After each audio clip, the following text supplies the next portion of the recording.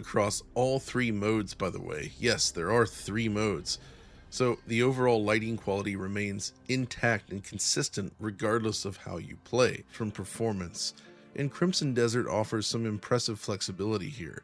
Essentially, by default, each mode corresponds to a different frame rate target: 60 FPS for performance, 40 for balanced, and 30 for quality.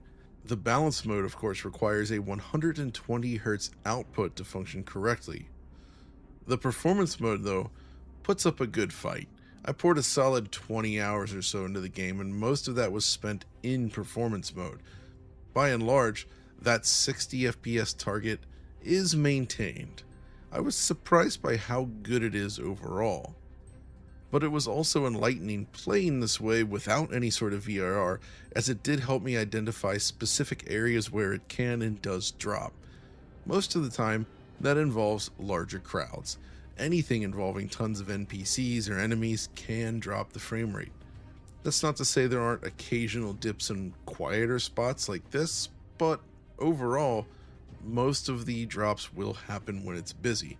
The most significant of which occurred during the Battle for Bug Hill, as I like to call it.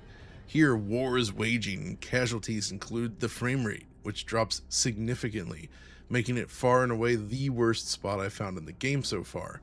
It starts out okay, sometimes hitting 60, sometimes dropping into the 50s, as you do, but once you actually reach the top of Bug Hill, the specific encampment here, we start to see some major drops, and I think this is actually made worse by kiting enemies around, because I came here before my character was ready and would die instantly if hit, so I have a ton of insects chasing me around. And as a result, we actually see the frame rate slip all the way into the 30s.